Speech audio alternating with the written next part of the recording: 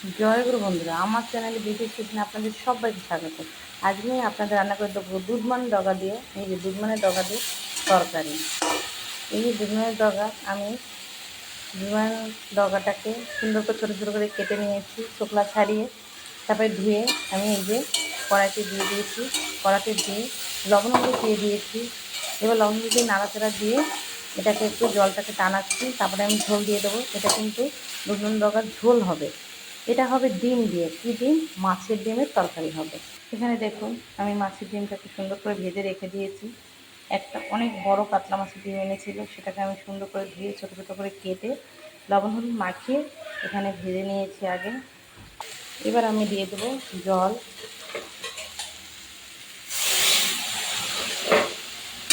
বেশি কিন্তু জল দেওয়া যাবে না, কিন্তু আরেকটু জল দেব। এই যে দেখুন, আমি জল দিয়ে দিয়েছি। এটা এবার টকবার ফুটবে। আমি দিয়ে দেবো কাঁচা লঙ্কা চিড়ে। আমি দিয়ে দেবো কাঁচা লঙ্কা চিড়ে। কাঁচা লঙ্কাগুলো পেকে গেছে, তাই পাকা পাকা লঙ্কা দিয়ে দিচ্ছি। কিন্তু সিদ্ধ হয়ে আসছে বেশ। তরকারি এবার আমি নামিয়ে নেব। কড়া গরম হয়ে গেছে, আমি কড়াতে এবার তেল দিয়ে দেবো ফোড়নের জন্য। তেল দিয়ে দিয়েছি, তেল দেখুন গরম হয়ে যাচ্ছে।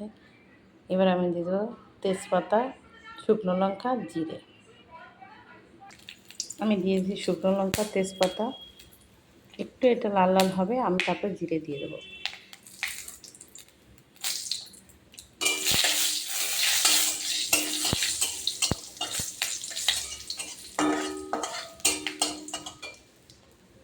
দিয়ে দিচ্ছি জিরে।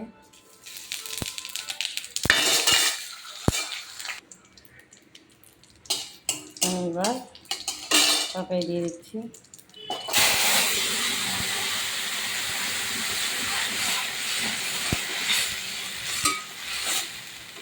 দিয়ে দেবো মাছের ডিম। আমি এবার মাছের ডিম দিয়ে দেবো।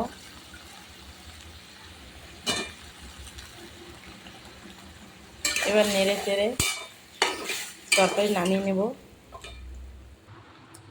দেখুন বন্ধুরা, আর মার দুধমান কচুর ডাগা দিয়ে এই ডগা দিয়ে ডিমের তরকারি দেখুন, শুধু কাঁচা লঙ্কা চেরা দিয়েই কিন্তু করেছি। তরকারিটা দেখতে কত সুন্দর লাগছে দেখুন, খেতেও কিন্তু ততটাই ভালো লাগবে। আর এই যে এখন ইলিশের সিজন, ইলিশ মাঝে এই কচুর ডগা দিয়ে তরকারি করে খেয়ে দেখবেন, দুধ কচু দিয়ে ভীষণ ভীষণ ভালো লাগে।